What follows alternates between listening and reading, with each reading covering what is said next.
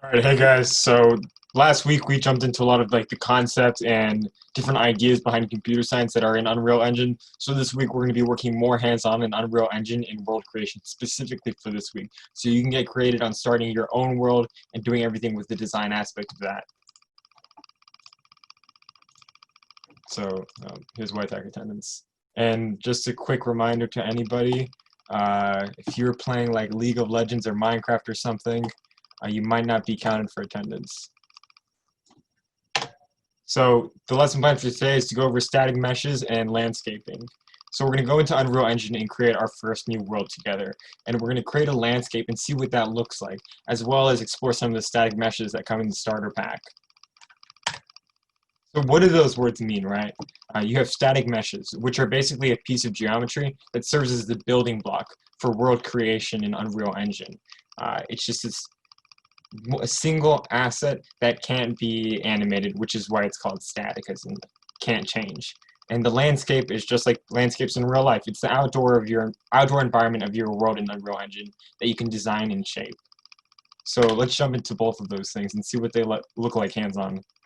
So when you create a new world in Unreal Engine, the basic default world, this is what it's going to look like, right? There's just going to be a few assets. So when you press play, you're looking at a chair on the tables, and there's birds chirping in the background, and you can move around. So let's get rid of these chairs for a minute. You might wonder what all of these icons right here are, and we'll dissect each one in a little bit. But this is game start, which is where the player spawns in. This is a directional light source, which is acting as the sun. And here's our atmosphere, and then this is just ambient noise. So we will create a landscape first so we can start building. And we go over to this mountain tab that says landscape, manage, and then we're going to choose the size. We'll choose something small so it's easy to work with. And then we press and it's still pretty big. Create button. So it creates this kind of weird checkerboard pattern, which is basically Unreal Engine's texture for no texture. And now that we have this, we can start getting to work on the actual landscape.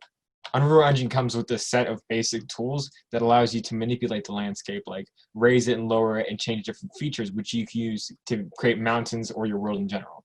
So we'll go to sculpt to make it look a little bit nicer, instead of it just being so flat. And paint a little bit, just to make it look more realistic, how it's not so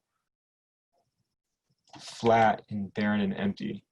So now our world looks a tiny bit nicer. It still looks a little naked because of the textures, but you can see that it has a more realistic landscape now. You can see the hills and different features.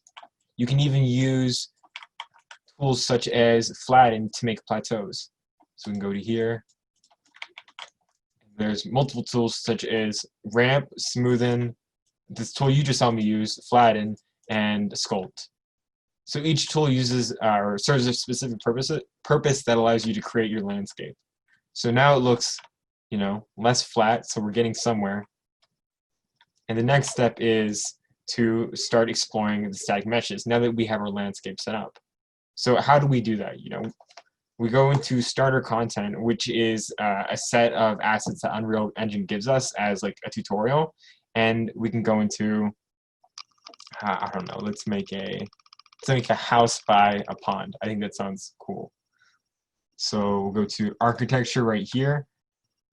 And where's a good area? So first, if we want to make a house, we're going to have to flatten it out, right? So we use the flatten tool, flatten that area out, and create, here's the floor. So we just drag it directly onto the world and it creates it. And on the right-hand side right here, you can see everything that manages that asset in particular. The location and size and scale, as well as the texture, which we'll get in more in depth tomorrow. For right now, we'll just leave it as a basic texture.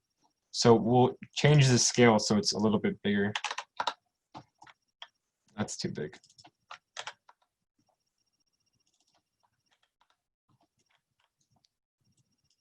More flattening. So we'll just move it up instead.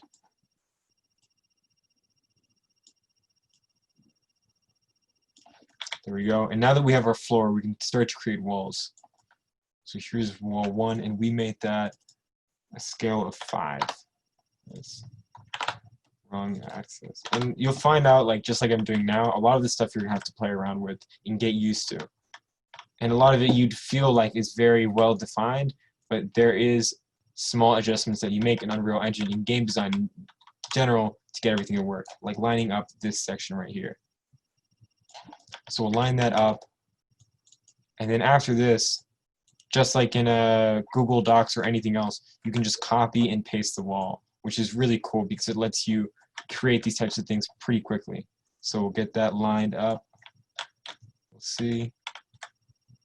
A little bit to the side. All right, cool, perfect. Now that we have that, we can go back to this, copy and paste the wall, and then move it to the side.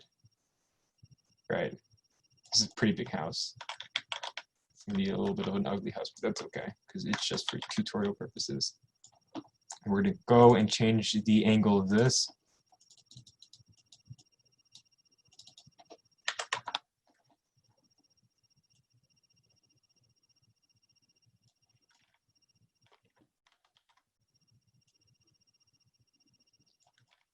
Actually, for this little area right here, why don't we make it a door? Right, so that looks a little bit nicer and fits in better with the idea of a house.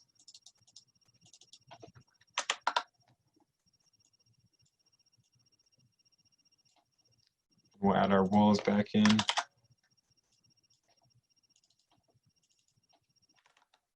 And you'll notice every time I copy and paste or create a new asset, it's going to create a new little tab right here on the right-hand side in our World Outliner menu. So you can click on each one of these to individually manage it, to change the size, color, texture, or anything else with the asset. So we'll move this over, change the scale. It's a little bit too big. Perfect. All right. Copy and paste.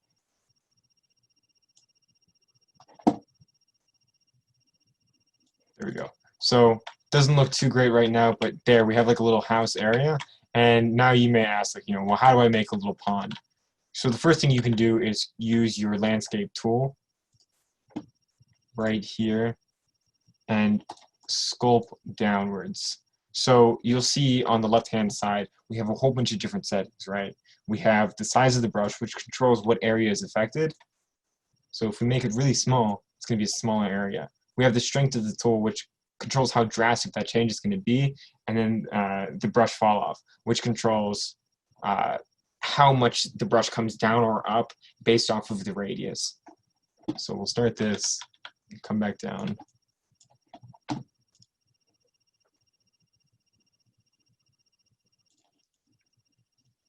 This erosion tool allows us to create these dips that you see, and we'll create erosion here and then a new plane. So this dip right here allows us to create a new plane, which we can do by going into modes and dragging one right onto the world. And just like everything else, it creates something right here that we can manage on the right-hand side. We'll change the size of it really quick. Let's see.